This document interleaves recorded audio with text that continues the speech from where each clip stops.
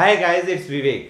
और आज मैं आपको, जब आपके पास 10 से 12 डेज बचे हैं जेई मेंस के पेपर में, I will tell you a strategy जिससे आप 12 से 16 मार्क्स ज्यादा ले सकते हैं इन दिस रीसेंट जो आपका जेई मेंस का पेपर होने वाला है। गाइस देखिए, मैं केमिस्ट्री पढ़ाता हूं और केमिस्ट्री के 3 पार्ट्स हो गए, फिजिकल, ऑर्गेनिक और इनऑर्गेनिक। फिजिकल में क्या होता है, जो क्वेश्चंस होते हैं they are based on a certain set of फॉर्मूले। तो अभी एट दिस लेट स्टेज आप सिर्फ फॉर्मूले रिवाइज करिए और on each formula you do maximum 2 question, that is sufficient for physical. उसके ऊपर ज्यादा टाइम मत लगाइए। नेक्स्ट आते हैं ऑर्गेनिक में। ऑर्गेनिक में क्या होता है, you continuously have to revise. Even अगर आप 12 डेज तक ऑर्गेनिक को बिल्कुल ब्लैंक छोड़ देते हैं तो ट्रस्ट मी, आपका जेई मेंस के अंदर ऑर्गेनिक के अंदर सबसे ज्यादा नेगेटिव होंगे। तो ऑर्गेनिक को क्या करना होता है, you have to revise it each day.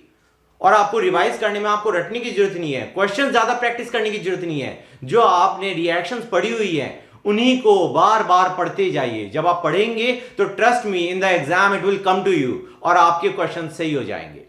Organic में आप एक जो होता नहीं जंप नहीं ले सकते। Organic is a slow process. तो अभी इन 12 दिनों में all you have to ensure is कि आपका वो प्रोसेस, जो भी आपके मार्क्स आ रहे हैं वो उतने ही आते रहें। तो आप क्या करेंगे, आप उसे कॉन्टिन्यूसली रिवाइज करते रहेंगे और आपके मार्क्स डिग्रेड नहीं होंगे, नेगेटिव में नहीं जाएगा।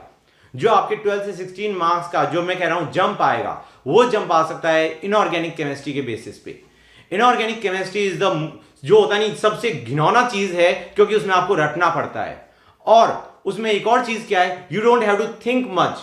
यार रिएक्शन है, रिएक्शन आपको याद है, उसी टाइप की रिएक्शन आ गई एग्जाम में, आपने सीधा टिक कर दिया, हाँ यार इससे आपका ये चीज प्रिपेयर हो जाती है। तो गाइस, इनऑर्गेनिक केमिस्ट्री को आप प्रिपेयर कैसे करना है मैं वो बताता हूं।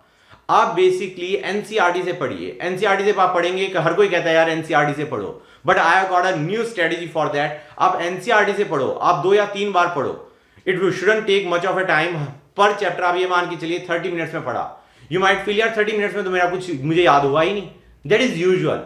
अगर कोई ये कहता है कि हाँ यार 30 मिनट्स में मैंने पूरा रट डाला और मेरे को सारा याद है, दैट इज अनयूजुअल। तो इन एनी केस आप 30 मिनट्स में 3 बार हर एक चैप्टर को पढ़िए और उसके बाद you practice lot of questions on that chapter. अब कोई कहेगा यार जब मुझे याद ही नहीं है तो मैं क्वेश्चंस प्रैक्टिस करके क्या करूं। पहली चीज, अगर आपने 3 बार पढ़ने के बाद चैप्टर के क्वेश्चंस प्रैक्टिस करे, यू रियलाइज कि यार 30 में से आपके 7 हो रहे हैं। द पॉइंट इज, जो आपके बाकी 23 क्वेश्चंस हैं उनको आप एनसीईआरटी बुक में ढूंढिए। आप कहेंगे यार ढूंढना, मैं कहूंगा यार आपने 3 बार पढ़ा है, यू कैन इजीली रिलेट कि ये चीज आपने है, क्योंकि यू माइट बी रिलेटिंग कि हाँ यार ये चीज कहीं ना कहीं पढ़ी हुई है बुक में, मुझे ये याद नहीं है कि वो चीज एग्जैक्टली क्या थी। तो आप उसे बुक में पढ़िए। बुक में आप पढ़ेंगे तो उससे आपका याद होने का जो प्रोसेस है वो बेटर हो जाएगा।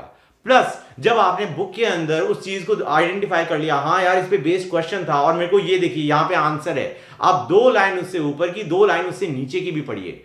उससे क्या होगा, जो आपको याद करना है, आपको एक वहां से आया हुआ है ना क्वेश्चन उसके ऊपर, तो एक काम करेंगे, जब आप 2 ऊपर 2 नीचे का पढ़ेंगे तो आपका जो लर्निंग पार्ट है वो थोड़ा सा ज्यादा स्ट्रांग हो गया।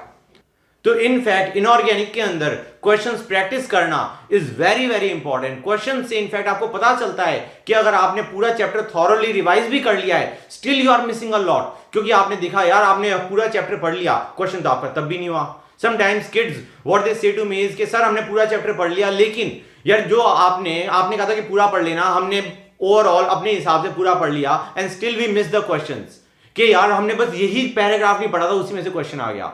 Now that's exactly my point. जब आप क्वेश्चंस प्रैक्टिस कर रहे हैं, and when I say questions I mean lot of questions, तो you will have covered almost all of the chapter. और जब आपकी वो जो स्ट्रेटेजी है कि 2 अप लाइंस और 2 डाउन लाइंस आप पढ़ रहे हैं, तो trust me your chapter is complete and there is no way कि आप 12 से 16 मार्क्स का जंप नहीं ले सकते। That's my guarantee guys. Okay.